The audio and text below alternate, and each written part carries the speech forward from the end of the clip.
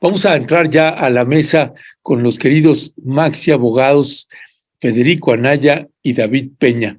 David Peña se va a incorporar en unos minutos más, pero le pedí a Federico si podíamos adelantar unos minutos más, porque Federico también pues es sabedor, como decimos en Chiapas, es cabal su conocimiento en materia de cómo funciona la Suprema Corte de Justicia de la Nación y estos protocolos que pues hay entre pues Cámara de Diputados, el Poder Ejecutivo, Legislativo, Judicial y todo esto que sucedió el día de ayer con la ministra Norma Lucía Piña y que el presidente Andrés Manuel López Obrador también lo comentó. Y por eso les pedimos si podíamos tomar unos minutitos antes para comentarlo. Así que le damos la más cordial bienvenida a nuestro querido Maxi abogado Federico Anaya Gallardo. Federico, buenos días. Buenos días, Ernesto. Buenos días a todos.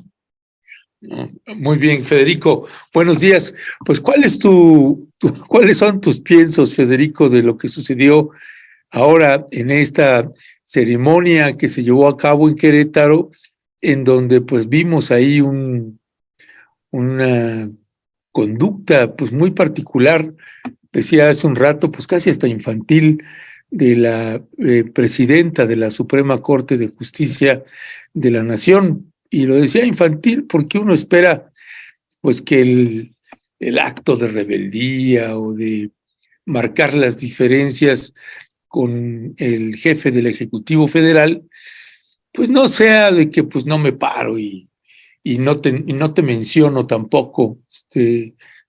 Doy el discurso de bienvenida, inicio saludando a todos, menos al presidente, y no me paro, y en fin, una situación que después la pobre estaba trastabillando también mucho, creo que los nervios también le ganaron un poco, pero que uno espera que una presidenta de la Suprema Corte de Justicia de la Nación pues marque sus diferencias pues con el trabajo, con los casos que le tocará estar llevando a cabo y la responsabilidad que tiene, y vaya que si no es menor, en la Suprema Corte de Justicia de la Nación. ¿Qué decir al respecto, Federico? ¿Cuál es tu valoración? A ver, tengo que estar de acuerdo contigo, porque igual que tú y la ministra y todos los que estaban en Querétaro, somos mexicanos y mexicanas. Y a nuestra sociedad nos importa muchísimo el formalismo y la ceremonia. Entonces tengo que estar de acuerdo contigo. Se ve pésimo que en el momento en que entra el presidente de la República, todas las personas se levantan, ella no se levanta. Y que sí se levanta cuando la presentan a ella, ¿no? Se levanta y se lleva la mano al corazón. O sea, si se trata de ella, pues sí hay que levantarse. Pero si se trata del presidente, ¿no? De veras, que uno espera a otro nivel, Federico, ¿no? Más o menos, pero tengamos cuidado, Ernesto. Tenemos que aprender a rebelarnos contra nuestra propia cultura. Y, por ejemplo, sí, yo también lo primero que pensé es que es muy infantil, como tú dijiste, es muy juvenil.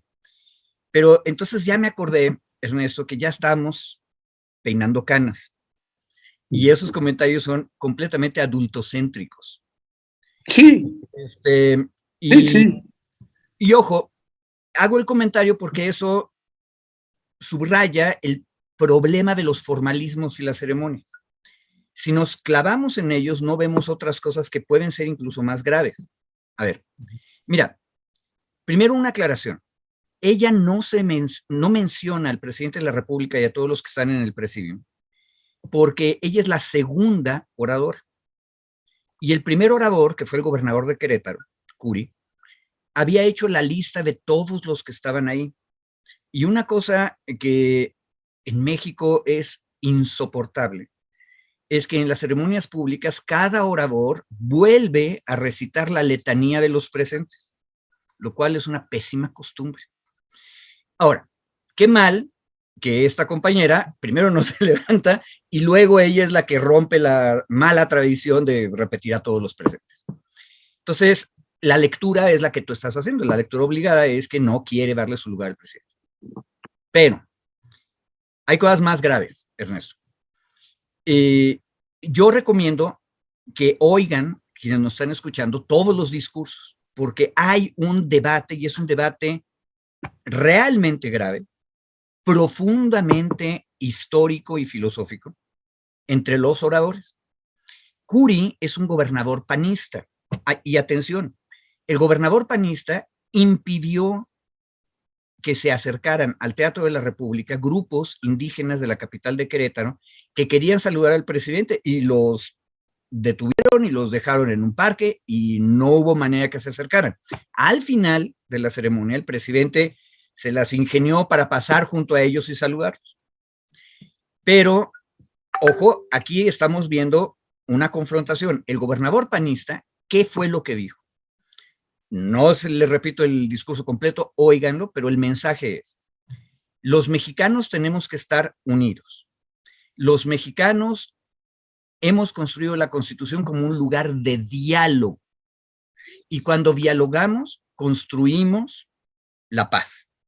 Ese fue el mensaje. Al rato, Krill, que también es panista y es el representante de la Cámara de Diputados, va a volver a repetir exactamente el mismo mensaje.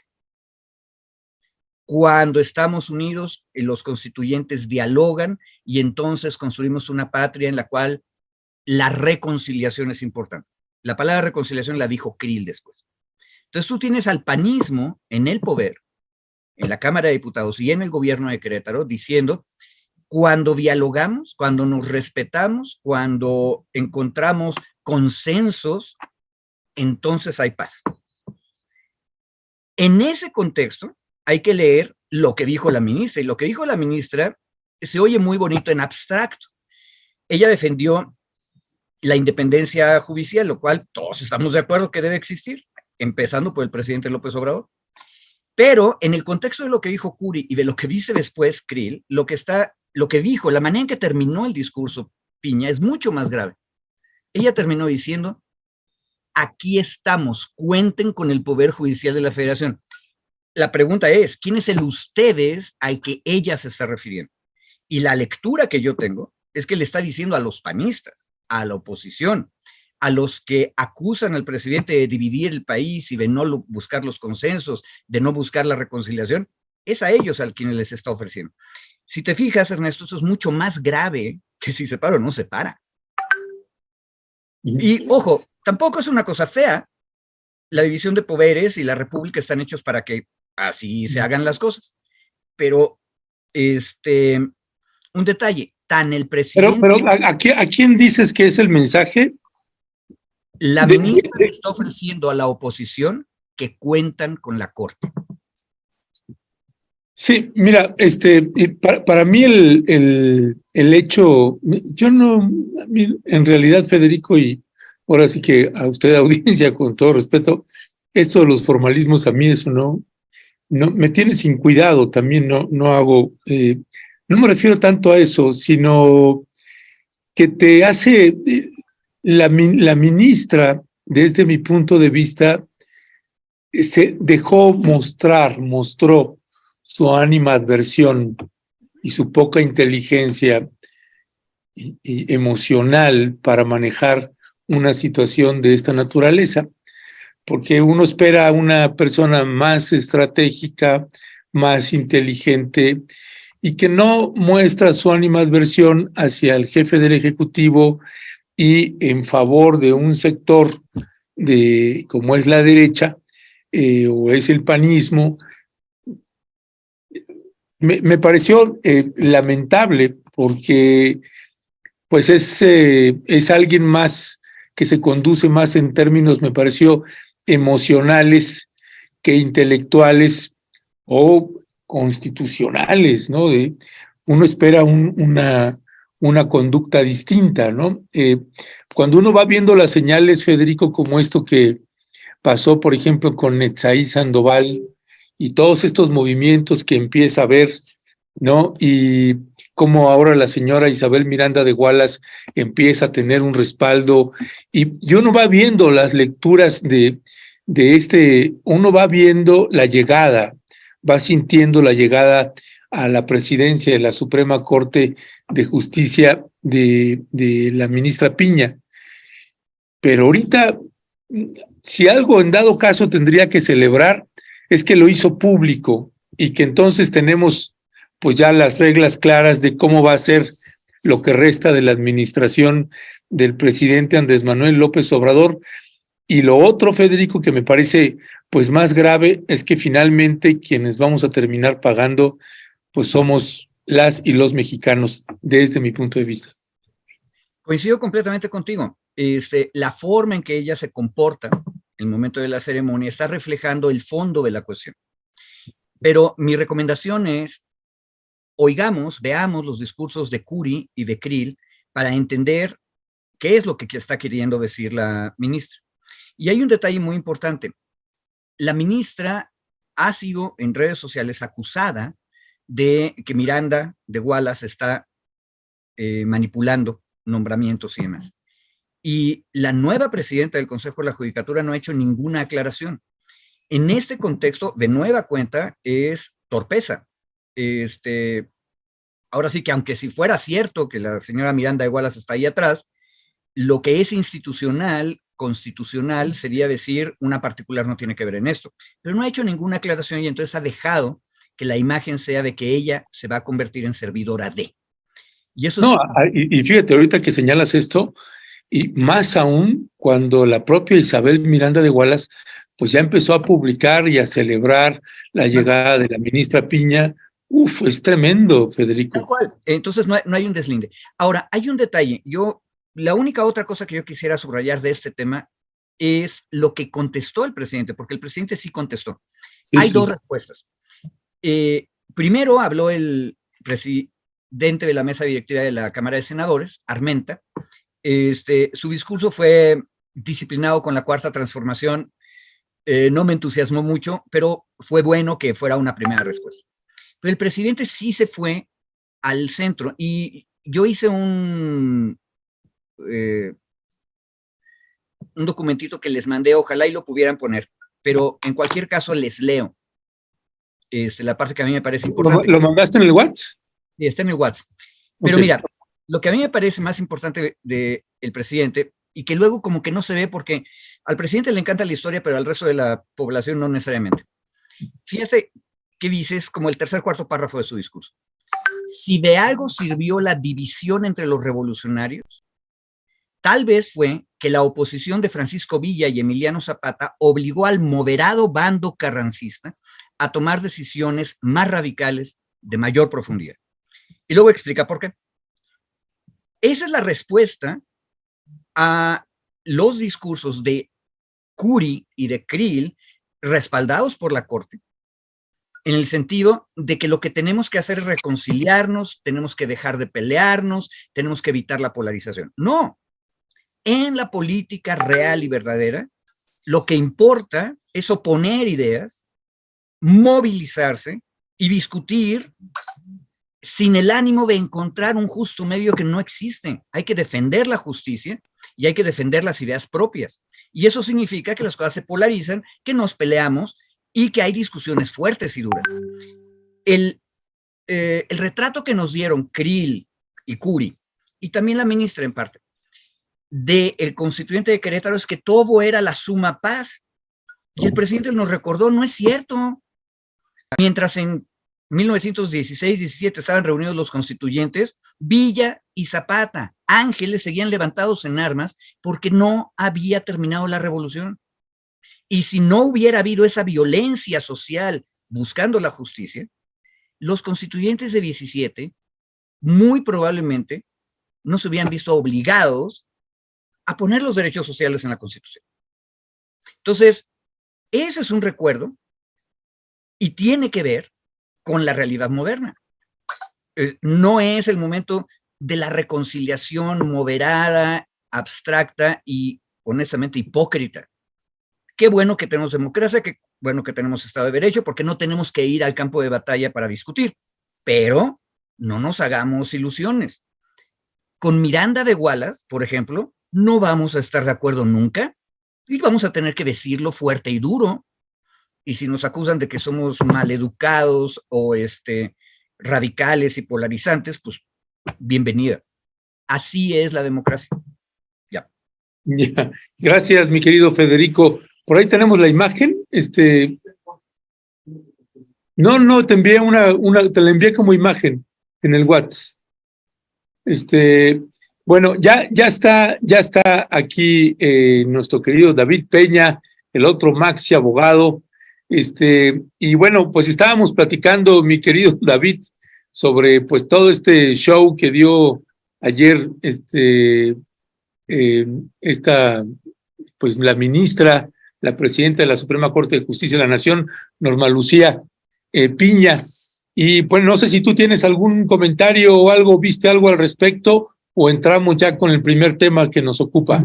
Breve nada más sobre los comentarios, mi querido Ernesto Federico, gracias por estar acá, por la espera. Mira, yo solo brevemente, me parece que claro que en política la forma es fondo, no solo es una frase anquilosada ya de la vieja guardia priista, sino que sí manda un mensaje, digamos, quiere mandar un mensaje político. Yo sí difiero un poco, mi querido Ernesto, de lo que tú haces, porque digamos, entiendo que no fue buenas las formas, o que las formas no son las mejores en términos de formalismo, como decía Federico, ¿no? Porque nos gustan mucho esta cosa de la solemnidad y las formas. Pero yo digo, o sea, hay un respeto institucional en términos del diálogo que se debe de tener. O sea, si la ministra no aplaude cuando el presidente da una cifra, honestamente yo no veo ahí que haya un tema de falta de respeto. Quizá cuando entra el presidente y no se levanta, a mí, digo, honestamente también puede ser subjetivo. Yo no le estoy restando efecto de lo que haya tenido la ministra, pero sí me parece que un poco así, ahí, mi querido Ernesto, tú lo pones como si hubiera sido una gran afrenta de la ministra al presidente y a la institucionalidad. O sea, el presidente dio una cifra, la mayoría aplaudió, ella no. Pues a mí me parece que también es un ejercicio de decir, no tienes por qué aplaudirle todo al presidente, como en este propio espacio lo hacemos. Hay cosas que se le aplauden y cosas que se le critican. Si en ese momento yo no estaba de acuerdo con la cifra, no le parecía que era grandilocuente o aplaudidora, pues no la aplaudes. Ahí no me parece que haya un mensaje de irrespeto, ¿no? Hacia la investidura presidencial o hacia la actitud presidencial. Y la otra, decir, cuentan con el Poder Judicial, esa interpretación que tú haces de la oposición cuenta con el Poder Judicial, pues me parece que dice México, o sea, cuenta con el Poder Judicial. El país cuenta con el Poder Judicial. Y eso implica a la gente que está a favor de Morena, a la gente que apoya al presidente, al propio presidente, a la oposición también, porque es un poder que tiene que servir a la nación, al país. Esta interpretación de que cuentan conmigo me parece que también es bastante, digamos, poco neutral o bastante sesgada esa interpretación. Al final hay ciertos posicionamientos que ya va a estar teniendo o que tiene o que va a seguir teniendo referente a los temas que se discutan de la 4T, y eso, ahí sí coincido, ahí es donde se va a ver realmente cuál es el papel que está teniendo, si tiene un papel protagónico, si tiene un papel neutral, si tiene un papel de inclinarse hacia uno u otro lado. Creo que hay posibilidades, y va empezando, tiene un mes en el mandato, o sea, nos quedan 4 años de hacer su análisis de su trabajo. Insisto, y con esto termino nada más brevemente, la forma es fondo, el comportamiento probablemente no pudo ser el mejor en términos de protocolo y de formalidades, pero eso no implica, y yo ahí sí difiero, no implica que ya eso está diciendo que ya va a ser una golpeadora del presidente. Incluso hoy en la columna de Astillero pone, es la punta de lanza del lawfare para la desestabilización nacional, porque no se paró cuando el presidente entró. Es decir, yo no sé hasta qué punto se está maximizando lo que pasó el día de ayer en Querétaro, y bueno, ese era un comentario, ¿no? Parece que, insisto, nada más, sí, no eran las mejores formas, coincido. Tiene una posición política la ministra, coincido. No, quizá no es la mejor forma para expresarla, también puedo coincidir, pero eso no implica ni que se esté cargando de un lado, ni que digamos, poniendo en riesgo la estabilidad del país. Creo yo, no entiendo, o no, digamos, no logro dimensionar quizá por este tema de las formas solamente, ¿no? Ahí hay un tema que se tiene que analizar, y sobre el otro donde, ahí sí coincido, donde se le ha señalado que es cercana a Miranda de Wallace y ella no se ha desmarcado, digamos, o no ha desmentido eso que está señalando. Eso me preocupa mucho más, que era eso que decía Federico, ¿no? Eso me preocupa mucho más porque sí tiene que ver con su trabajo, sí tiene que ver con su posición y sí tiene que ver con la cercanía o proximidad que tenga con estos otros grupos políticos que también y fueron muy influyentes en los sexenios pasados. Eso me preocuparía honestamente mucho más que el tema de si se paró, aplaudió o no aplaudió, no sé, creo que el otro tema de fondo, incluso sobre los tweets que decías, mi querido Ernesto, para el auditorio, se estuvo agarrando en una tuitiza el fin de semana con Etsaí Sandoval, el exdirector del Instituto de Defensoría Pública Federal, muy duros, muy, digamos, muy ofensivos por parte de Isabel Miranda de Wallace, donde le contestó Netzaí, le contestó Salvador, otro de los directores del instituto, y sí se agarraron ahí una conversación bastante dura, crítica, dura más que crítica, y sobre esos posicionamientos o sobre esos señalamientos, la ministra Piña, la ministra presidenta, no ha tenido ningún efecto de aclaración o nota aclaratoria. Quizá no le parezca relevante, pero desde los que estamos en el litigio sí nos parece relevante saber quiénes son los poderes detrás del poder. Ya. Muchísimas gracias, mi querido Maxi, abogado David Peña. Bueno, a ver, no me estén linchando a David Peña. Si algo celebramos aquí es cuando también no solamente tenemos coincidencias, sino cuando no las tenemos. Entonces, María Elena Castro, que no fuiste a la primaria, David, uno se para cuando entra la directora, aunque no te gusta, es falta de respeto. María Ángeles Lara, David festejó la llegada de la ministra Piña, no extraña que le parezca correcta la actitud. María del Pilar González, ahora sí difiero con nuestros maxi abogados y sus miradas. Krill no representó a la Cámara de Diputados, sino a los panistas, y la ministra, sin decir y diciendo, marca su postura política. Nurcia, ay David, solo perdiendo el tiempo con tu comentario. No, bueno, mire, a ver, nada más unas precisiones, tanto a David como a usted que nos está escuchando. A lo mejor, mi querido David, te perdiste en una parte en la que yo señalaba que a mí esto de las formas y modos, y que si fue irrespetuoso, no me importa, eso no le doy importancia yo a ese tipo de protocolos, en términos de que si eso es una grave afrenta o no. No, lo que señalé es que sí me pareció una reacción muy juvenil, y me hacía un comentario también sobre esa expresión Federico, y juvenil en el sentido de, pues también fui joven y también tengo hijas jóvenes, y las rabietas que uno puede hacer, y me refiero a eso en el sentido de que querer mostrar una diferencia importante con el presidente Andrés Manuel López Obrador, que en actos protocolarios que está acostumbrada ella a ese tipo de actos protocolarios, lo ha hecho así durante todo su tiempo que lleva como ministra, y se levanta como se levanta cuando la nombran a ella y se aplaude ella. Me parece que no era necesario y que uno espera otro nivel de la presidenta de la Suprema Corte de Justicia de la Nación, y que me pareció, pues sí, hasta torpe de su parte conducirse de esa manera. No tienes por qué dar un show ahí así. Y sobre que se aplaude y que no se aplaude, pues si tú ves el video completo, claro que sí llama la atención, y ahí también difiero contigo, de cuando está hablando de los ejes temáticos y a qué sí le aplaude y a qué no le aplaude, y que claro que está en su derecho de aplaudirle a lo que quiera y a lo que no quiera, pero me parece que ahí lo que es lo que le decía a Federico al final, lo que celebro es que pues se haya mostrado las cartas. Digo, bueno, pues sí, tengo una animadversión contra este presidente y pues así lo vamos a confrontar.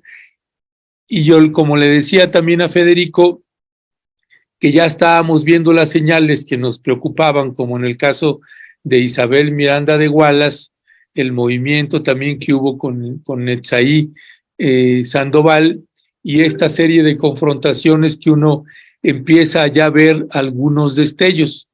Con respecto de que si se está inclinando o está respaldando la posición de los panistas, eso lo dijo Federico, no lo dije yo. Y entonces, pues ahí la discrepancia también es con Federico en ese sentido, pero era para precisar también algunas cosas, y a la audiencia, por favor. Gracias. Ya encontré yo uno. Víctor Rodríguez dice apoyo a David Peña. Gracias, Víctor, porque en la madriza que me estaban poniendo, pues ya un mensaje de apoyo siempre es bueno, ¿eh? No, créame que estas discrepancias que tenemos entre nosotras y nosotros es precisamente lo que nos enriquece a todos, a ustedes, a nosotros, y que además pues terminamos riéndonos entre nosotros también, y así hay que tomarlo. Federico, ¿querías decir algo? Sí, una cuestión. Quisiera agarrar una palabra que dijiste tú ahorita al final, porque en realidad yo creo que es la más neutra y describe lo que te ha molestado de la ministra Piña en Querétaro. Torpeza. Ojo, de hecho, no es cierto que ella ya tenga experiencia en estas cosas. De hecho, los ministros y las ministras son los funcionarios que menos andan en ceremonias. Suelen dar conferencias, todo este asunto, pero a mí también a veces me ha tocado en las ceremonias que no sé a quién le estoy aplaudiendo, luego me estoy aplaudiendo a mí mismo, etcétera. Son cosas de cortesía y de protocolo que luego uno no termina de entender si es torpe. Yo soy torpe. Pero hay un detalle interesante, y es que la gente que conoció a la ministra Piña cuando entró a la corte, e incluso que antes la habían visto, creo que ella fue en algún momento magistrada, en el momento en que ella dejó de ser jueza de distrito y empezó a estar en un ambiente más colectivo, los colegiados y luego en la corte, ella no mostró mucha habilidad en términos de relaciones. O sea, tendía a ser torpe. Daba impresiones de estar muy dura en unas cosas y luego laxa o no presente en otras. Esa torpeza puede ser peligrosa porque ella va a ser la presidenta ministra de la Corte durante la transición del sexenio presidencial de 24. Va a ser la ministra presidenta en un momento en que los partidos durante la campaña seguramente van a discutir cuestiones de constitucionalidad grandes y de libertad de expresión durante la campaña. Entonces, sí, a mí lo que más me preocupa es la torpeza. Y la gran torpeza, Helio Flores, que ya no me acuerdo dónde publica sus cartones, creo que sigue siendo Proceso, publicó un cartón tremendo poniendo a la ministra, entregándole, como si fuera mesera, a Miranda de Wallace, la renuncia de Netzaí y de su equipo. Eso es lo que la gente está percibiendo. Y es una torpeza que la presidenta de la Corte no haya aclarado que ella tomó la decisión como la tomó. Entonces, la impresión que nos está quedando es que va a ser una servidora de Miranda de Wallace, con todo lo que eso significa. Y eso, si no es verdad, es una torpeza. Y si sí es verdad, es torpeza cínica. Sí. O sea, es un horror. Y sí debemos estar pendientes de eso y decirlo. Porque ahora sí, que no me interesa, igual que a David y a ti en la ceremonia, lo que me interesa es que por estas torpezas no se incendie la pradera, que bastante fuego hay y bastante razón para debatir caliente tenemos. Qué bueno que lo estamos haciendo. Por cierto, nada más una última cosa. Los discursos de Querétaro eran las cosas más aburridas del mundo siempre. Sí. Y ahora lo que tenemos es un concurso de oratoria de veras, o sea, unos de un lado y otros del otro, peleando ideas. Yo creo que los constituyentes en sus tumbas deben estar contentos. Pues sí, bueno, ya hasta me están regañando a mí también ahora por defender a David y no sé qué. Que ya te tocó, mi querido Ernesto. Ya me tocó, que lo que se está discutiendo es que es una maleducada y no sé qué, ya me está lloviendo a mí también. Bueno, para que me parece... también. No importa que sea maleducada, a mí no me importa que sea maleducada, a mí lo que me importa es que la torpeza causa broncas. Sí, no, a donde puede llevarnos. Además, Perdón, la Ernesto, pradera está seca, ¿no? sí, pero justo haciendo la recopilación, ustedes hacían la recopilación en la nota de los posicionamientos, digamos, de estas alocuciones de oratoria, estas piezas de oratoria, ¿no?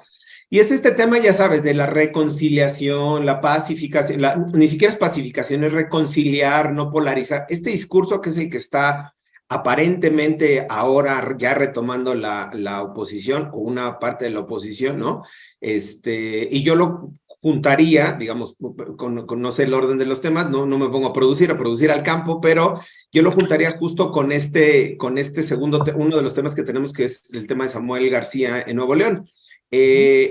Cómo en esta lógica del cambio del discurso, no sé si así sea, tanto de un lado como del otro. Es decir, así como podemos hacer el análisis crítico sobre el posicionamiento que tuvieron el Santiago Krill, el presidente de la Cámara de Diputados, en estos discursos de reconciliación y no sé qué, en el caso y perdón que lo vincule así, en el caso de Samuel García en Nuevo León, se inicia la semana pasada una solicitud de juicio político en su contra, en su Congreso, y quien extrañamente, digamos, sale a darle el espaldarazo y a criticar al proceso de juicio político es el propio presidente de la República.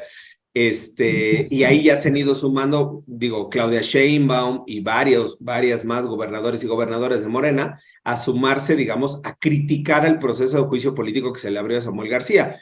Y la gente quedará en el aire y dirá, oye, pero pues que no Samuel García era uno de los opositores de Andrés Manuel, sí, pero al final son alianzas políticas. MC, Movimiento Ciudadano, está teniendo, sí, alguna de las notas que le revisaba hoy en la mañana, va a ser el fiel de la balanza, digamos, no en términos de nominativos de votos, ¿no? Porque puede haber una amplia diferencia de votos entre el candidato o la candidata de Morena frente al segundo lugar, pero sí va a jugar un papel muy importante en el Congreso, en el Senado, en algunas gubernaturas. Entonces, digamos, en una suerte de estrategia política, yo podría revisar cuando cuando es elegido Samuel García como gobernador, pues uno de los principales críticos al proceso y a su perfil era el propio presidente de la República. Esta semana pasada que se inicia un juicio político en su contra, pues pensaríamos que la lógica sería pues respaldar o sumarse al proceso de juicio político en contra del gobernador, y no es así. Cambian las aguas, cambian los momentos políticos y es absolutamente entendible. Un poco en esta lógica de no tener solamente digamos, una posición fija o dura. Y en este momento es muy interesante analizar cuáles son los motivos o las motivaciones o las causas de por qué se inicia este juicio político en contra de Samuel García en Nuevo León y por qué el presidente, primero el secretario de Gobernación, luego el presidente y ahora Claudia Sheinbaum se suman a darle un espaldarazo. Y yo no estoy haciendo la crítica de si estuvo bien o está mal, si se suman o no, simplemente poniendo los datos y poniendo, me parece, y ahí sí, la diferenciación de hace unos meses, cuando asume el cargo Samuel García, ahora, digamos, yo tampoco diría cercanía, pero sí menor separación o menor confrontación que existe entre el gobierno de Nuevo León, encabezado por Samuel, y la 4T. Incluso, y con eso termino, recordaría yo también uno de los incidentes que hubo sobre la crisis del agua en Nuevo León, particularmente en Monterrey. El presidente ahí institucionalmente ordenó a Conagua y no sé qué, a varias dependencias, colaborar o coadyuvar para atender la emergencia, que eso, digo, insisto, me parece que es en términos institucionales, respetuoso, muy bueno. Y ahora sí es un tema netamente político y hay un cambio de posición. ¿A qué y por qué lo vinculaba yo? Justo porque estas posiciones políticas que se expresaron el día de ayer tienen un matiz temporal, es decir, varían de función de tiempo en tiempo y de momento en momento. Hoy hay un momento importante en términos de lo que se viene en dos elecciones en Coahuila y en el Estado de México.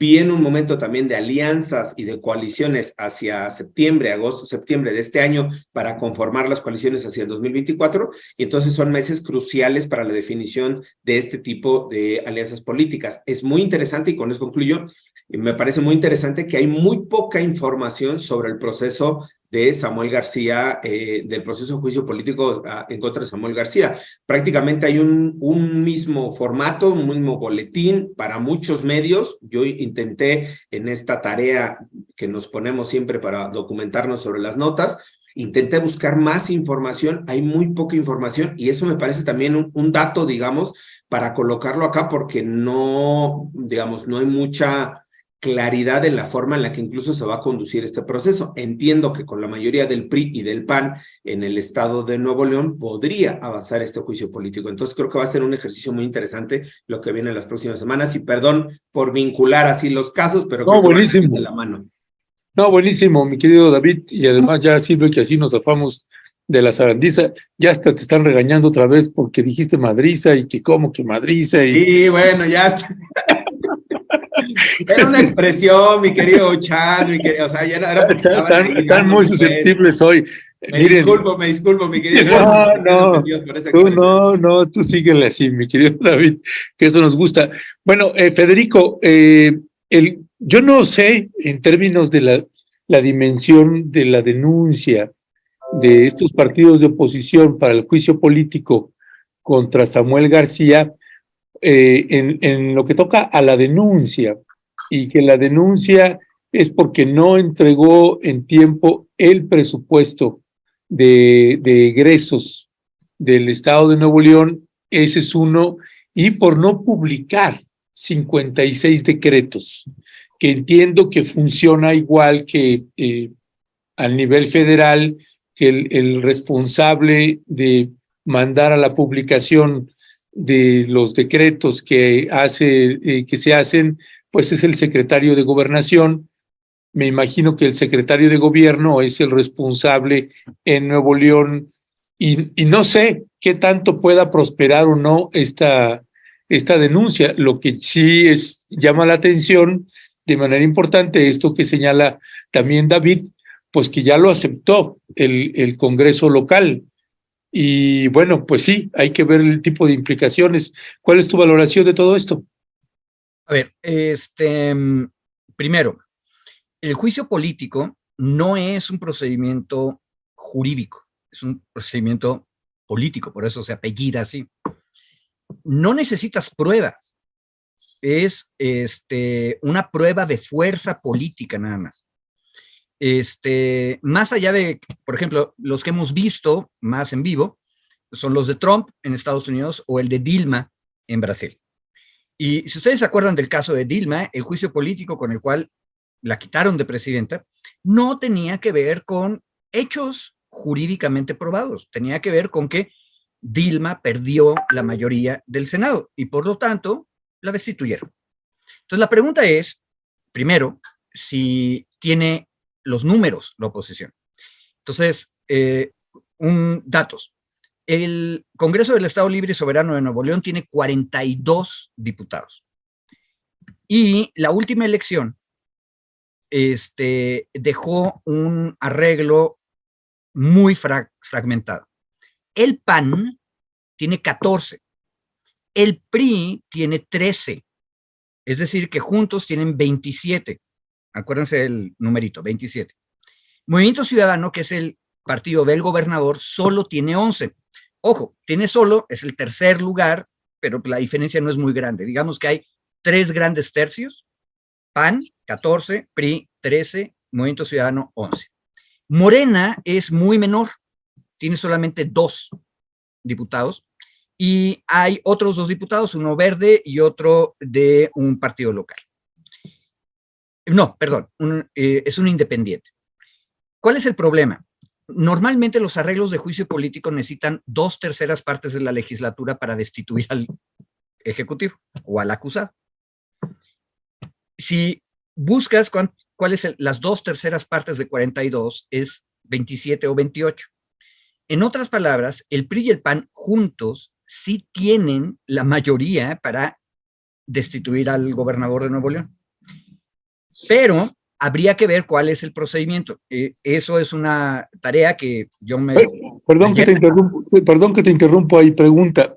No recuerdo cómo fue en el caso del desafuero de López Obrador. primero fue un juicio político y luego procedió el desafuero. ¿Cómo fue? No. ¿Me recuerdas? A ver, aclaración. El desafuero no es un juicio político. No, yo ya sé. No, me refiero al orden, Federico.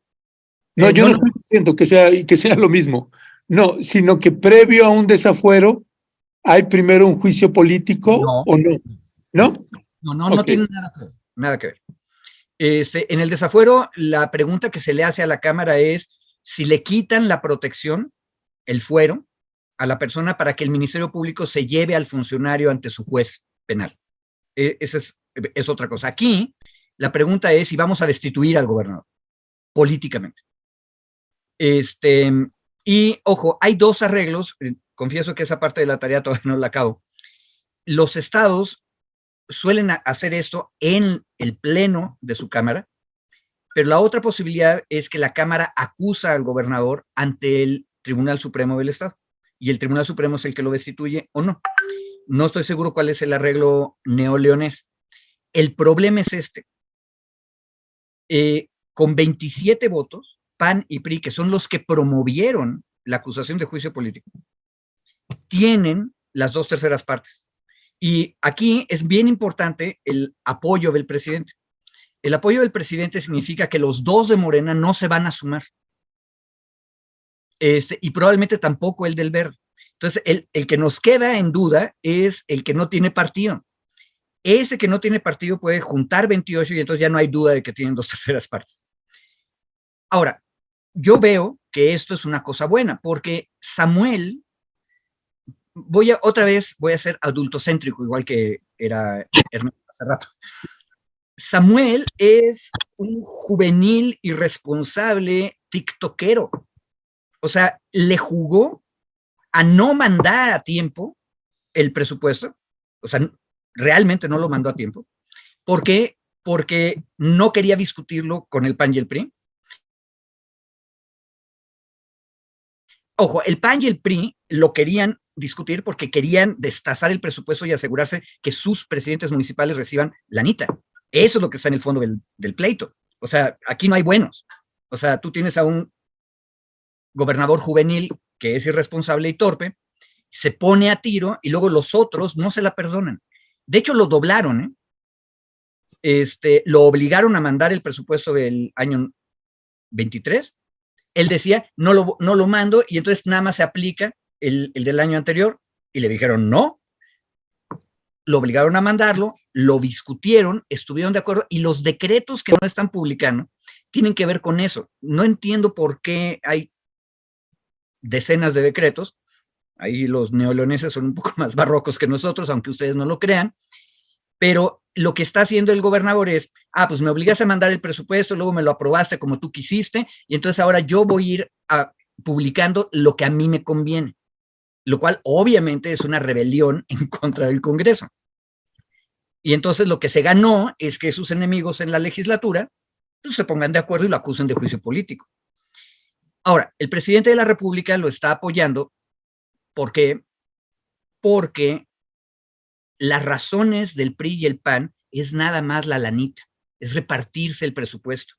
Y eso sí le toca en el corazón al presidente. Entonces, en esa batalla, él va a apoyar al gobernador. En otras nunca lo ha apoyado.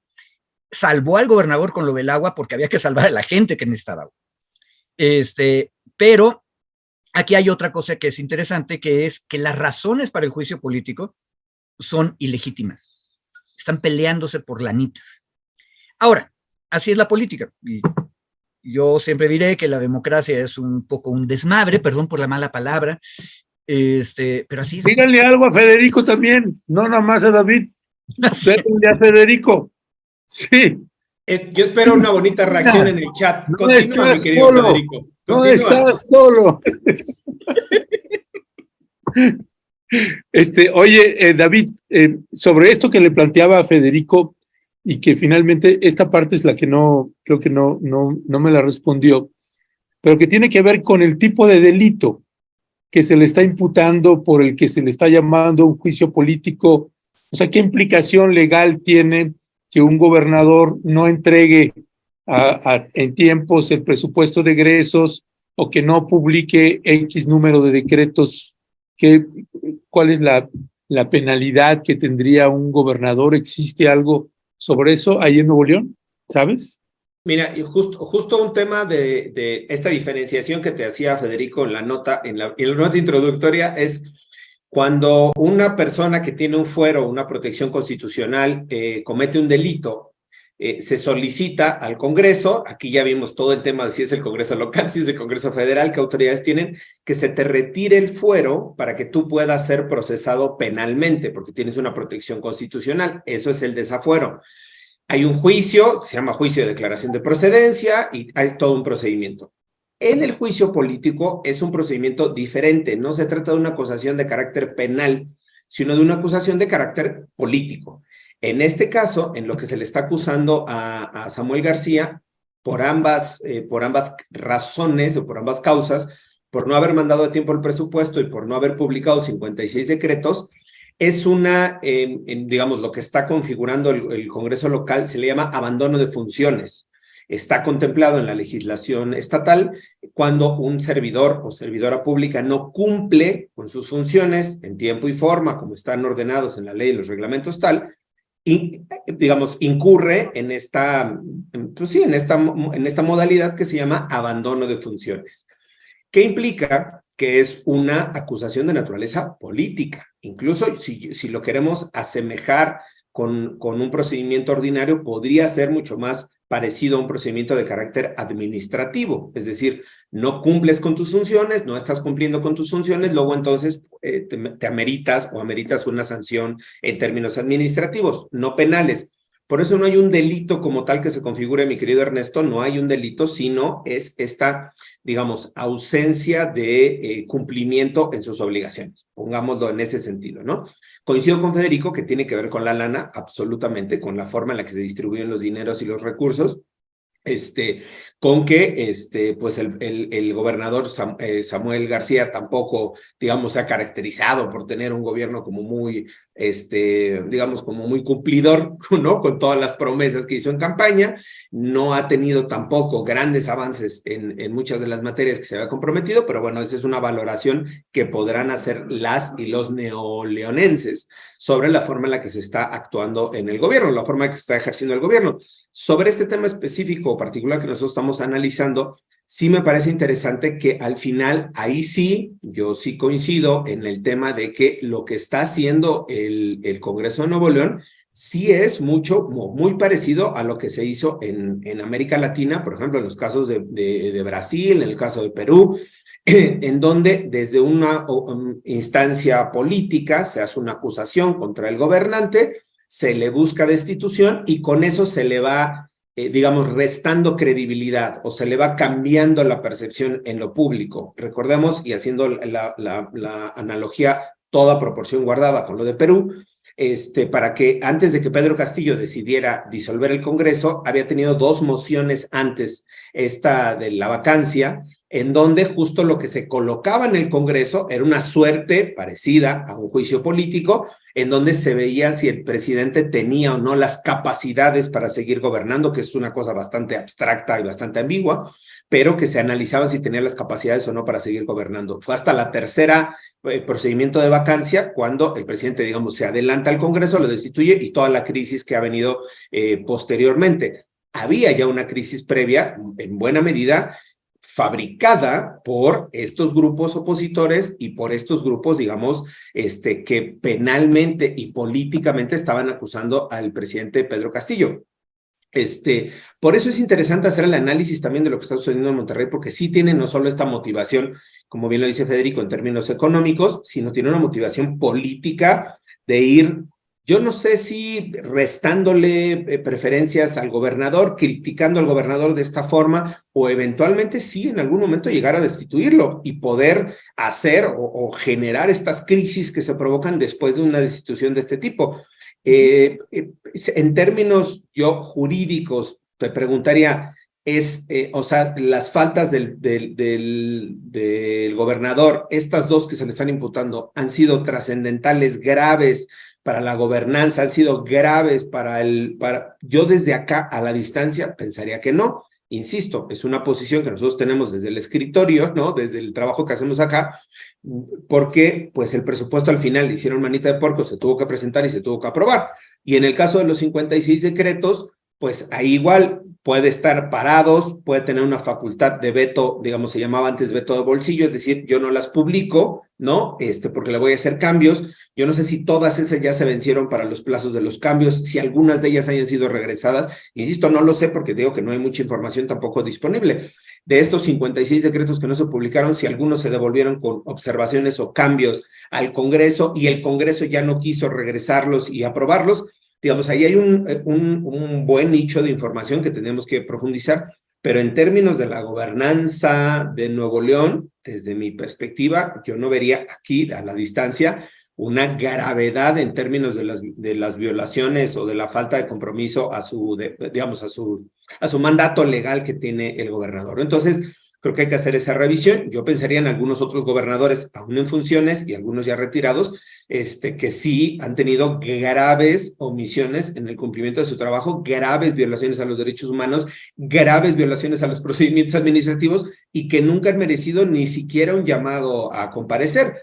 El 10 de febrero está llamado a comparecer el gobernador Samuel García a esta sección o a esta comisión que está instaurando el juicio político en Nuevo León en el Congreso, y me parece muy interesante también ver cuáles van a ser sus razonamientos o sus justificaciones de por qué no está o por qué no mandó a publicar el decreto. Lo del el presupuesto me parece que queda meridianamente claro, pero por qué no ha publicado estos 56 decretos, me parece que va a ser muy interesante escuchar también, y ahí es muy el ejercicio del derecho de audiencia que va a tener el gobernador para que el 10 se pueda expresar, ¿no? En el sentido de estas acusaciones que le están haciendo.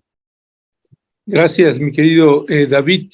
Federico, no sé si quieres añadir algo más para pasar, si no, al siguiente tema. Ya terminé y nada más reclamar que ya David están diciendo, Federico puede decir las groserías que quiera y puede decir lo que quiera. A ver, él sí, nosotros no, David. Él sí, nosotros no. Mira nada más. Con todo respeto al chat, esa es la demostración de que las formalidades no tienen sentido. O sea, yo digo desmadre, también deben regañarme. Pero bueno, a ver, nada más un detalle. Ya ves cómo hay formas que no...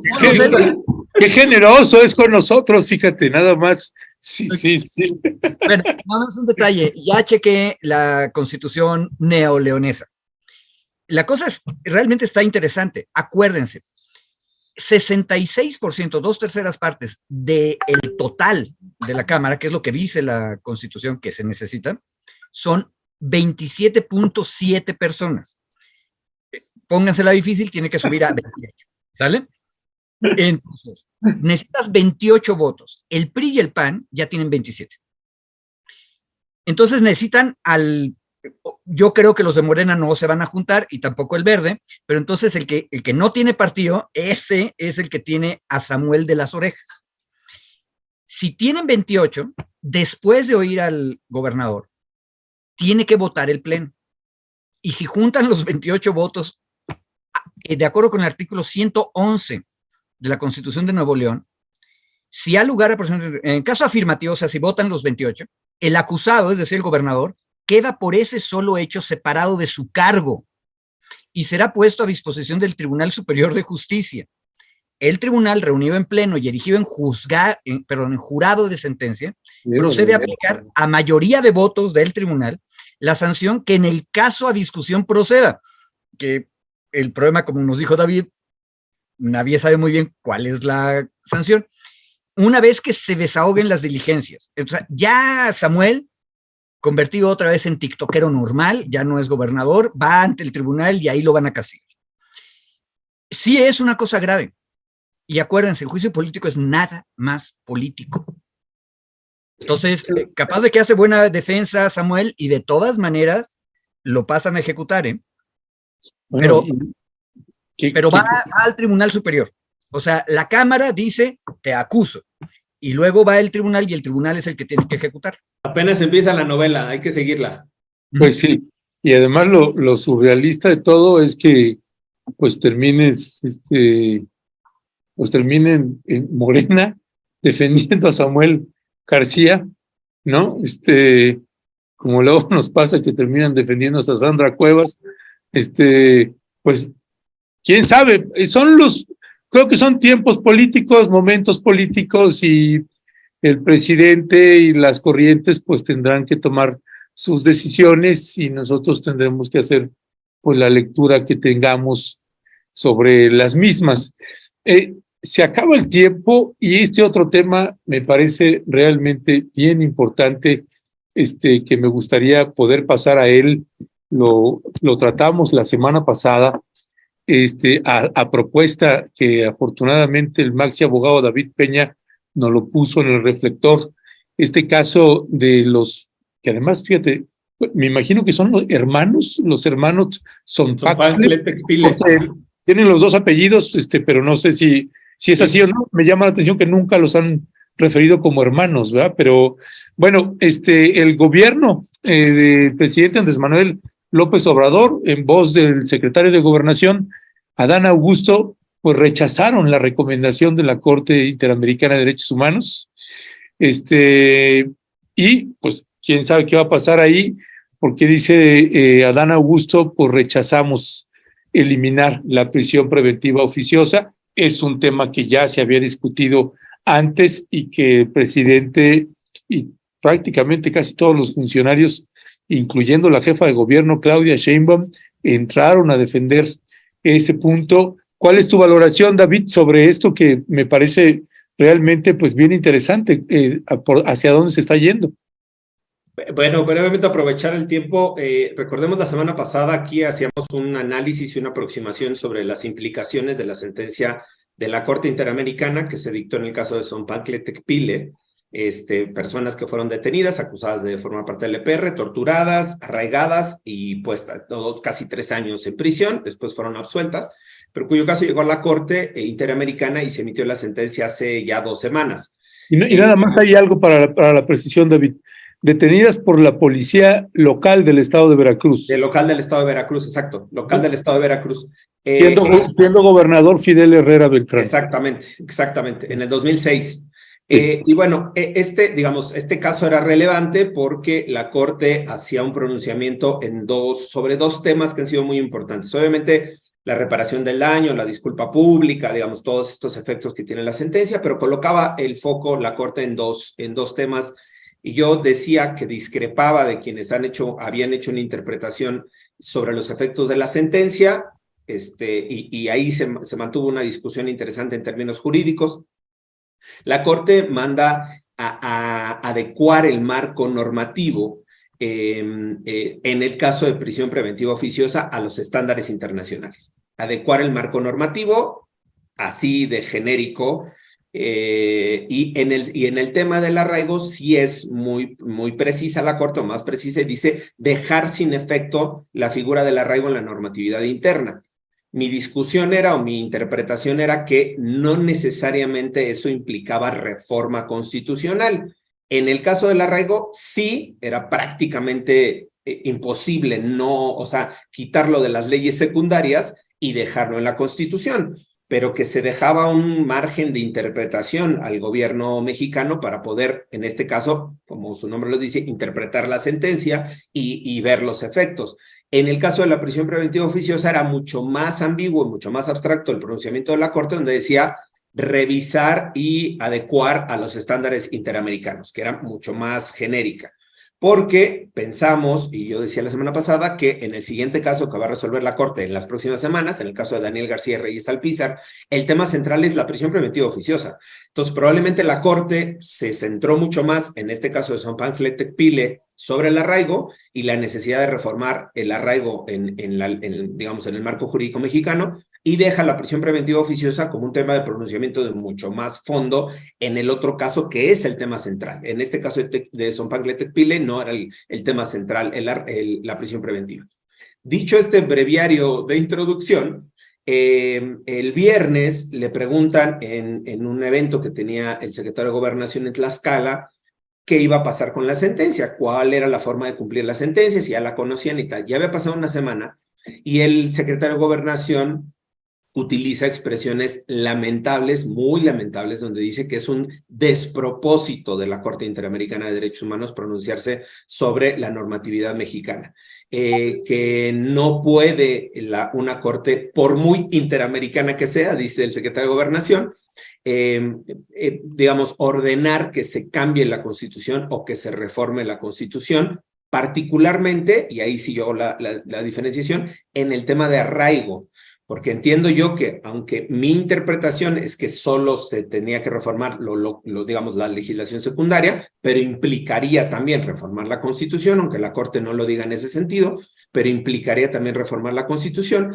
El secretario de Gobernación dice que, pues, no pueden aceptar una determinación de la Corte Interamericana que ordene adecuar la Constitución o modificar la Constitución. Y hay dos puntos nada más para pasar la palabra a Federico. Es la Corte lo que está ordenando, no es una recomendación, mi querido Ernesto. Lo que hace la Comisión Interamericana son recomendaciones. Lo que hace la Corte son sentencias, es decir, son de obligatorio cumplimiento. No es te recomiendo que cambies, es tienes que hacerlo. Y en este caso la Corte encontró o resolvió que el arraigo es contrario a la Convención Americana. Punto. El arraigo preprocesal le llaman, ¿no? Que es la figura que se utiliza. Este arraigo fuera de proceso es este arraigo que yo te agarro, te meto 30, 40, 60 días en un hotel y voy averiguando y voy investigando a ver qué te voy a acusar. Ese arraigo es el que es completamente inconvencional, lo que la Corte lo señala. Ese arraigo está en la Constitución, en el artículo 16, y está en la Ley Federal de Delincuencia Organizada, en el Código Nacional de Procedimientos Penales y en 2 o 3 legislaciones más. Implicaría dejar sin efecto, dice la Corte, esa es la frase que utiliza, dejar sin efecto esa disposición, o sea, el arraigo, implicaría reformar las leyes y, en una interpretación congruente, y lo decía yo la semana pasada, no podría reformarse la legislación secundaria y dejar fuera el arraigo y mantener el arraigo en la Constitución.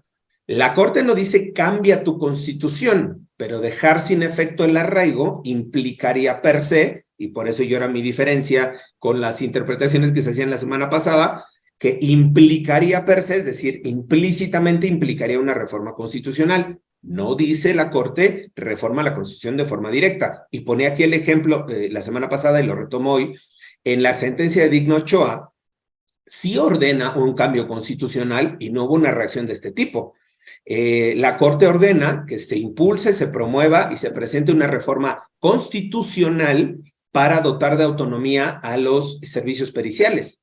Y ahí no hubo una reacción por parte del Estado de decir, no la vamos a hacer, y se meten con la Constitución. Y fue hace un año. La sentencia se cumplió el 19 de enero, se cumplió un año de haber publicado esa sentencia de la Corte Interamericana. Es decir, aquí lo que tiene que ver más bien, y cierro el comentario, no es tanto con digamos, la facultad o la potestad que tiene la Corte Interamericana para revisar este tipo de casos, sino los temas que ahora ya está tocando la Corte Interamericana. En el caso de Digno Ochoa, era un tema que nos podría interesar a las personas que litigamos, nos podría interesar al universo jurídico, el tema de la autonomía de servicios periciales, pero a la presidencia no le interesaba, es decir, le era irrelevante el tema. Yo no digo que le importe o no, no estaba en su agenda.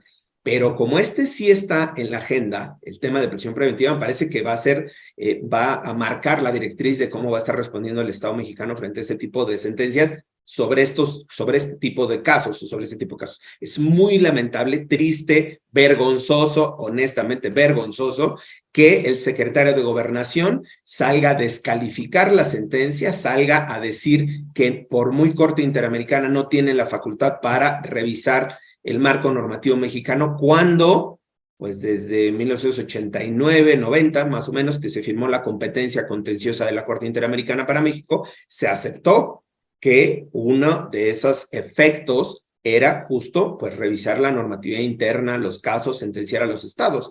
Y es, insisto, lamentable que el secretario de Gobernación tenga esta posición que va, digamos, marca una línea en donde, pues, va a ser, yo no sé si de imposible cumplimiento, o está marcando una directriz en donde esta sentencia particularmente y la que viene en las próximas semanas van a tener un escenario muy complicado para poder ser cumplidas en este sexenio, cuando menos con esta administración, si seguimos atendiendo al posicionamiento que hizo el ministro, el secretario de Gobernación el viernes pasado. Gracias, mi querido David. Federico, más allá de que también quieras comentar algo de lo que está señalando David, ¿qué procede para un país cuando la Corte emite una sentencia? Es decir, apela, cuáles son los derechos que tiene en este caso un gobierno y en el caso de no acatar, también, ¿qué procede ahí? Bueno, a ver, no hay apelación. Por lo tanto, se tiene que obedecer la sentencia. No es pregunta, ya lo dijo David. Y hay un compañero, Hernández García, me parece, en el chat, que nos dice que, bueno, pero México es un país, Pablo Hernández García, México es un país soberano. ¿No le dice eso algo? No, a mí me dice mucho. México, país soberano, tomó la decisión soberana de reconocer la jurisdicción de la Corte Interamericana de Derechos Humanos en uso de su soberanía. Y se comprometió a cumplir las sentencias que salieran de la Corte. Dos, soberanamente ha recibido por lo menos dos sentencias que tienen implicaciones de reforma constitucional y las ha aceptado. Tres, hicimos una reforma de derechos humanos en 2011, soberanos, en la cual dijimos con toda claridad que los tratados internacionales en materia de derechos humanos están en el mismo nivel que la Constitución. O sea, no es cierto, porque también el compañero dijo en el chat, sí, pero el 133 nos da la prelación. No, la prelación es el 33 más el primero. Los tratados están en el mismo nivel. Ahora, para eso tenemos a la Suprema Corte de Justicia cuando de repente echan chispas los dos órdenes, el constitucional y el convencional. Y básicamente lo que ha hecho nuestro muy soberano país es cumplir las sentencias. Ahora, con todo respeto al titular de la Secretaría de Gobernación, que es, por las reformas últimas constitucionales, jefe del gabinete, la verdad es que su opinión en Tlaxcala está completamente fuera de su jurisdicción. Quien tendría que decirnos si la posición del Estado mexicano ha cambiado. Yo ahorita dije, llevamos 20 años soberanamente diciendo que vamos a acatar las resoluciones de la Corte. Entonces, sí, tiene que ser el canciller y el presidente de la República. De ese tamaño es la decisión. Entonces, el titular de la Secretaría de Gobernación tiene una opinión que, en mi opinión personal, es muy rústica. Y esto es un acto de adultocentrismo urbanita. Ahora sí que se vio muy provincial. Lo estamos escuchando con un discurso contra el que peleamos desde los años 80 y 90, que era el viejo discurso de los que decían que solo la Constitución. No, soberanamente reformamos la Constitución y dijimos que los tratados internacionales están en el mismo nivel que la Constitución en materia de derechos humanos. Que no nos vengan con el cuento de que, entonces también los de libre comercio. No, los de derechos humanos. Eso fue una decisión soberana y fue una buena decisión. Por otro lado, me parece que al secretario de Gobernación se le está olvidando que tenemos por lo menos media docena de iniciativas de reforma constitucional para quitar el arraigo. Entonces, ya hay de todos los partidos, incluido Morena, propuestas para quitar el arraigo de la Constitución. Entonces, me parece que estamos haciendo una tragedia en donde no la hay. Ojo, y termino con la última cuestión de Ernesto. ¿Puede hacer algo un Estado cuando se enoja por una sentencia? Sí, puede salirse del sistema interamericano de derechos humanos. Creo que lo han hecho Perú en una ocasión, Brasil y Venezuela. O sea, cuando se enojan con el juez, dicen, pues yo ya no juego y se van. Lo cual es ridículo porque quedan aislados. Y eso, por cierto, va en contra de un principio constitucional mexicano, que está en el 89, me parece, que dice que la política exterior se basa en la multilateralidad. O sea, México estaría violando la Constitución si se sale del sistema interamericano. Y es la única cosa que podría hacer. Entonces, no, lo que tenemos que hacer es darle curso a las iniciativas de reforma constitucional en materia de arraigo. Y ya, aparte, ya nos dijo David, llevamos, ¿qué? ¿10 años sin usarlo? Sí, Pues, según los datos del propio gobierno que se presentaron en parte del juicio, de este juicio de San Pancleto Pile, en 2021 se habían utilizado 15 ocasiones el arraigo, en 15 personas. O sea, prácticamente ya no estaba en desuso. O sea, más que el efecto, yo ahí diría, más que el efecto digamos, del sustantivo de lo que implica el arraigo, como decía Federico y bien lo colocaba, históricamente se ha combatido al arraigo, es decir, la figura del arraigo fue exponenciada constitucionalmente y fue hiperutilizada en el gobierno de Felipe Calderón. O sea, otra vez, perdón, pero es que no es menor. O sea, una figura que utilizó Felipe Calderón para encarcelar a 8,000 personas, completamente arbitraria, abusiva de los derechos humanos, no la puede estar defendiendo la 4T. O sea, perdón, ahí sí yo no voy a utilizar palabras... ¿Cuál es tu explicación ahí, David? No voy a utilizar palabras altisonantes porque me regaña el chat, pero sí me... bueno, dile a Federico que las diga, que Federico las diga. No, ya las exacto, dije. que Federico las diga, porque él sí no lo... Sí, te las mandas por el chat, güey, y ya las dice. Me encabrona que esa figura que fue utilizada por Felipe Calderón, que la constitucionalizó Felipe Calderón, que abusó de la figura Felipe Calderón, salga el secretario de Gobernación hoy a defenderla, a decir, la Corte no nos va a decir qué quitar y qué poner en la Constitución. No puedes hablar en abstracto, no está diciendo cambia tu Constitución, te está diciendo hay una figura en la Constitución que es violatoria de los derechos humanos. Congruentemente, en el discurso tendría que salir el secretario o el canciller a decir, por supuesto que sí, nosotros lo dijimos hace 10 años, nosotros denunciamos a Calderón, nosotros denunciamos a no sé quién, y denunciamos que esa figura era violatoria de la Constitución. Por supuesto, qué bueno que la Corte nos dijo que lo vamos a quitar, y ahora la quitamos porque fue culpa del espurio de Calderón. Así, o sea, me parece que tendría que ser un discurso políticamente correcto, un discurso congruente, consistente en materia de derechos humanos, y no utilizar, y voy a utilizar la expresión, a referir la expresión de Federico, esta posición provincial de la Constitución es lo más supremo que tenemos y el país, el pueblo se concita en la Constitución. Discurso abstracto priista, perdón, pero priista, nos envolvemos en el texto constitucional. No, o sea, es una gran pérdida de oportunidad que tiene el Estado mexicano, y el posicionamiento, insisto, tendría que ser en ese sentido, incluso más de avanzada, decir, la Corte nos dijo que reformemos el marco normativo federal o el marco normativo de la disposición, pero nosotros vamos a reformar también la Constitución porque no queremos el arraigo. Quizá en prisión preventiva oficiosa, en esta sentencia y en la que viene, hacer una interpretación mucho más amplia, mucho más, ahí sí, meterse en una discusión porque es un tema que le interesa al presidente, ver cómo se va a reformar, adecuar, quitar la oficiosidad y meternos a prisión preventiva solo justificada. A mí me parece que es un ejercicio muy interesante de discusión, pero de entrada, dejar la discusión y decir no vamos a aceptar no vamos a aceptar la sentencia de la Corte Interamericana, me parece, insisto, un absurdo. Ahí sí es un despropósito del secretario de Gobernación.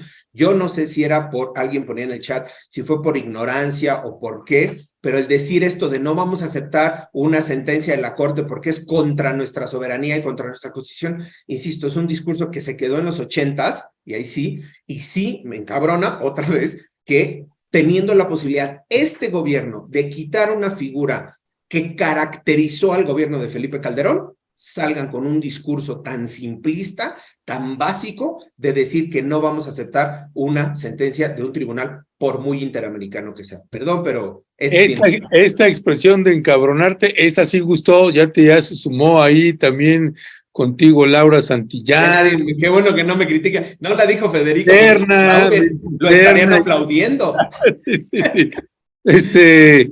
Y bueno, aquí nada más, mi querido Maxi abogado Federico, tú que tienes ahí una buena relación y un romance con la 4T, ¿por qué la 4T? ¿Por qué el presidente defiende esta figura del arraigo? Desde tu punto de vista, ¿por qué le es útil? A ver, primero, el presidente no ha defendido el arraigo ni dice que le es útil. De hecho, dijo exactamente lo contrario. Por cierto, del discurso de ayer en Querétaro. El presidente dijo, busquen si hay alguna reforma constitucional de la época neoliberal que haya beneficiado al pueblo. Bueno, el mejor ejemplo de las que no benefician al pueblo es haber metido el arraigo en la Constitución. Y ya lo dijo David. Entonces el presidente no ha dicho nada. Si la gente se confundió de tabasqueño, hay que aclararlo. Dijo el señor Adán Augusto López. No, pero cuando fueron las discusiones antes, David, ¿cómo que no? Digo, Federico, cuando fueron las discusiones antes, pues claro que sí lo... A ver, una cosa, seamos ordenados. ¿Estás de acuerdo, David, o no? En la discusión previa lo que dijo el presidente lo defendió. Pero son dos temas. El de Zombacle Tecpile está centrado mucho más en arraigo. Exacto. Y el otro caso, el de Daniel García, que todavía no viene la sentencia, pero ya faltan unas semanas, en el cual soy abogado también del equipo, es sobre prisión preventiva oficiosa. Ahí me parece que cierto. Son dos temas. En el de prisión preventiva es donde el presidente, ahí sí, no solo se pronunció, agarró 9 días de la mañanera a pegarle, ¿no? Sí. Para defender la prisión preventiva. Por eso, si en este caso, perdón que te quité la palabra, mi querido Federico, pero si en este caso, que el arraigo es una figura obsoleta que ya no usa este gobierno, que no lo usa la Fiscalía General de la República, sale el secretario de Gobernación con este posicionamiento bastante lamentable, ridículo diría yo, pues ¿qué nos espera con la otra sentencia que sí va a decir... Revisen la prisión preventiva oficiosa y quítenla de la oficiosidad, quítenla de la Constitución o quítenla del marco y solo quedemos con la prisión preventiva justificada. Me parece que va a ser mucho más fuerte el posicionamiento. Por eso yo digo, me preocupa este tema, porque aquí se podría avanzar. En el tema del arraigo, fácilmente se podría avanzar. Hay consenso de todos los partidos. Federico decía, hay 4 o 5, hay N cantidad de iniciativas para quitar el arraigo de la Constitución. Entonces, yo no entiendo por qué, insisto, no entiendo por qué el secretario de Gobernación tiene esta posición tan absurda frente a una sentencia de la Corte específicamente sobre este tema. Ya nos están linchando, David. Y ahora dicen que ya estamos haciendo mancuerna tú y yo contra Federico. No. Claro, a la audiencia.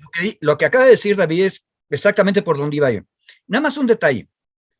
No es que uno haga menos a los secretarios de Estado, pero a la siguiente vez le vamos a preguntar al secretario de Comunicaciones y Transportes su opinión acerca de la política exterior. O sea, con todo respeto, preguntémosle al que le toca. Y distingamos las dos cosas. Ojo, ya en esta mesa, Ernesto, te acordarás, discutimos la prisión preventiva, que es el otro tema. Sí. Y ahí hay un problemón.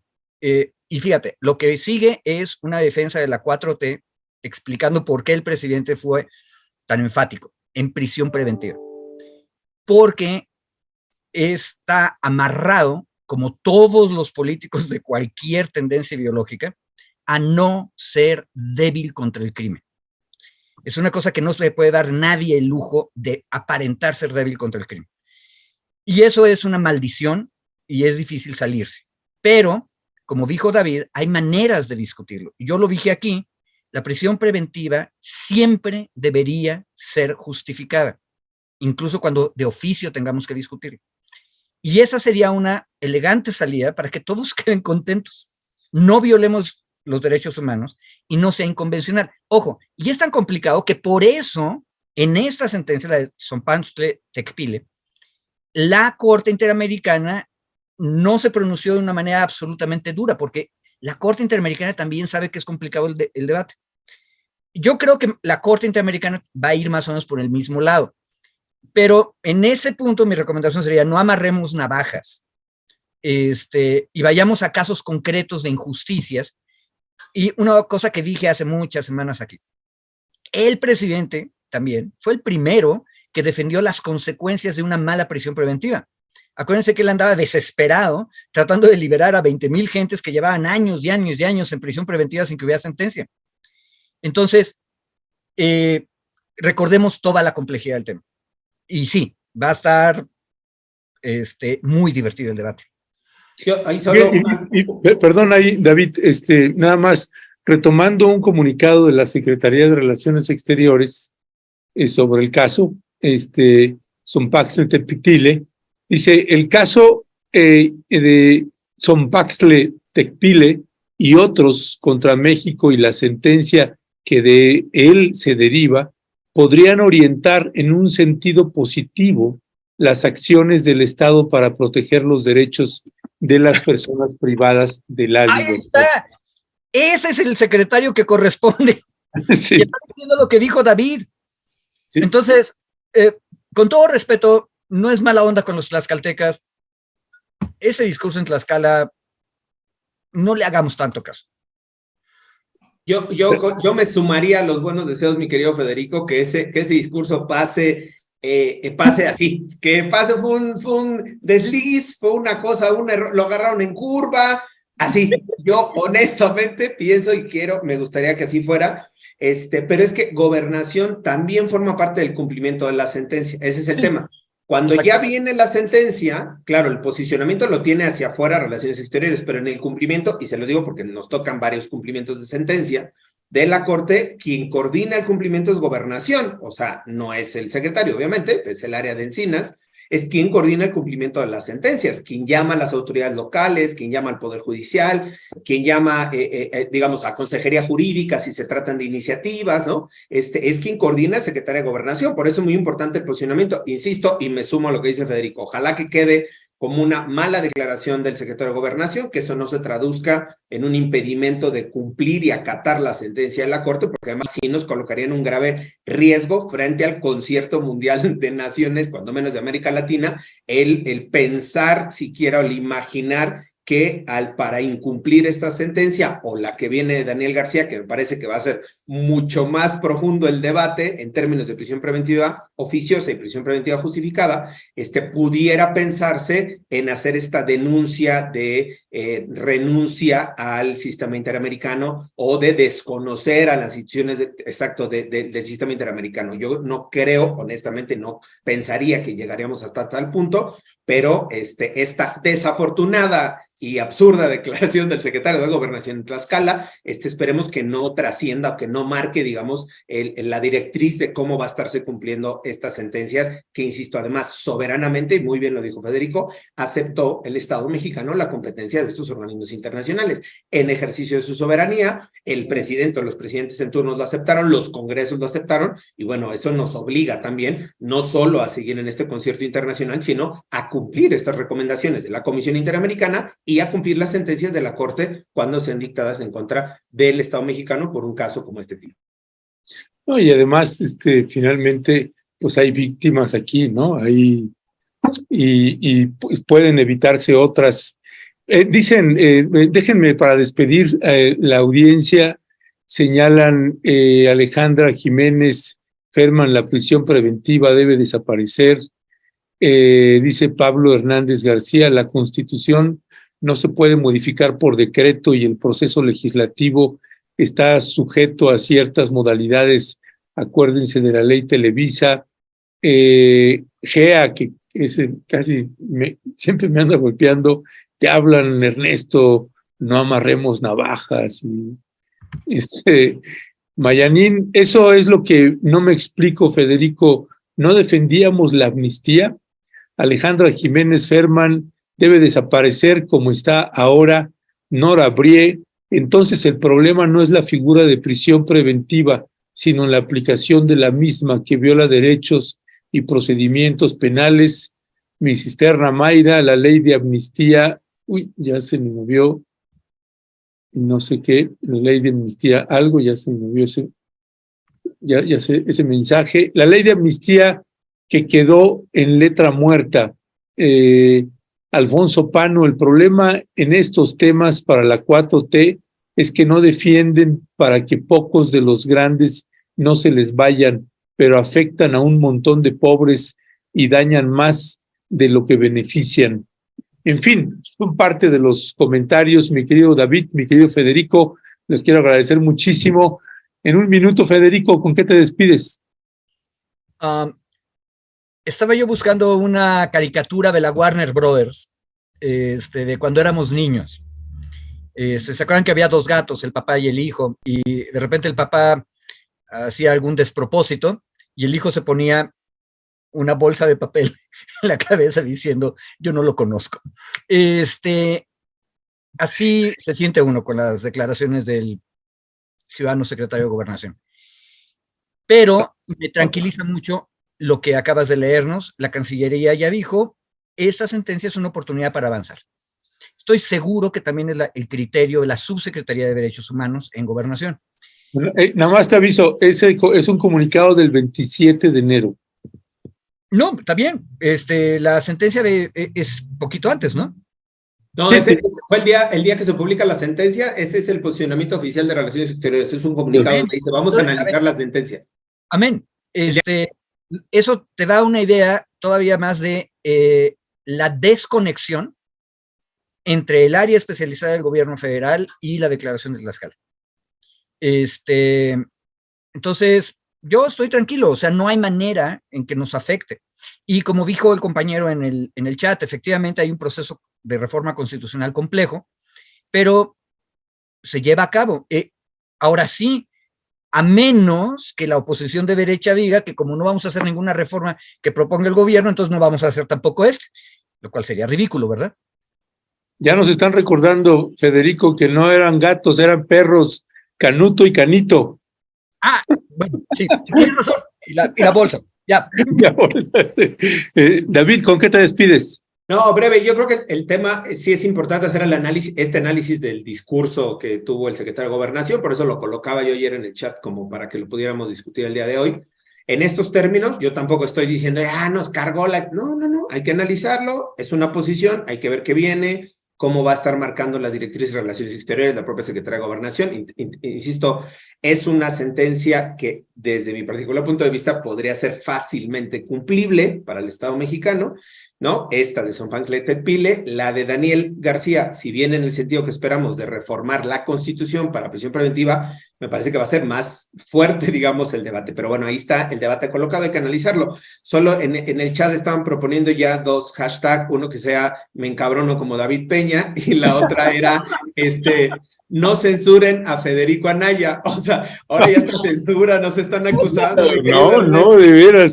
Bueno, pero bueno, así es. No nos lo merecemos, David. No nos lo todo merecemos. En la viña del Señor, dirías tú. Sí. A Federico es al que deberían de linchar por conservador. Sí. Nosotros somos rebeldes. Pero bueno, ahí está, mi querido. Muchísimas gracias por el espacio y qué bueno que la mesa luego le siga gustando al chat, aunque sea luego ahí medio agarrido, pero bueno, es interesante el debate también. Gracias, David. Gracias, Federico. Un fuerte abrazo. Cuídense. Saludos. Abrazos. Saludos. Bye.